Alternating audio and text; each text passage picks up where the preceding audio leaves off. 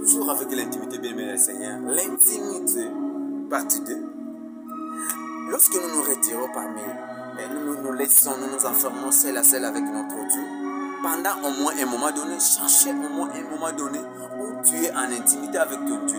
Tu dois te donner une heure où tu as préservé que cette heure, je dois parler avec mon Dieu. Cette heure, je dois parler avec Dieu. C'est ça l'intimité. La réciprocité te permet à respecter aussi même l'heure et la date avec laquelle vous vous êtes convenu de vous rencontrer avec une personne.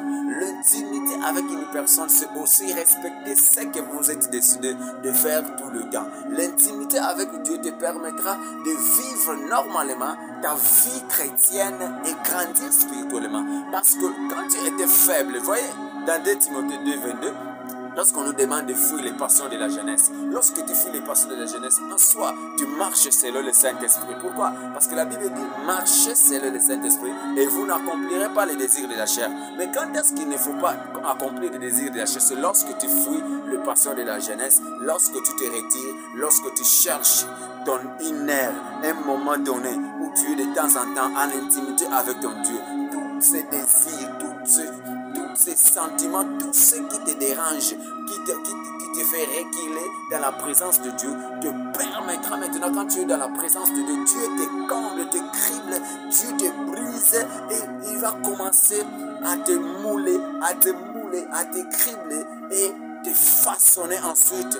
Voilà pourquoi tu vas maintenant résister devant le diable et tu vas fuir l'impudicité. Pourquoi? Tu as fui devant la présence de Dieu. Tu étais toujours là. Dieu t'a consacré, Dieu s'est manifesté par sa présence, par c'était réciproque, par la confiance est réciproque. Tu lui as donné confiance.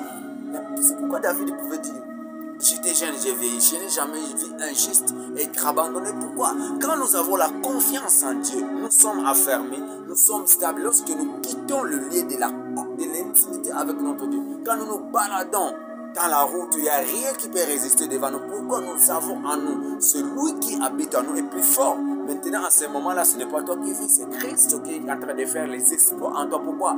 L'Esprit Saint qui est parmi les éléments qui nous permettent de grandir spirituellement. Suivez les enseignements précédents et vous verrez tous ces éléments. Vous serez fortement bénis.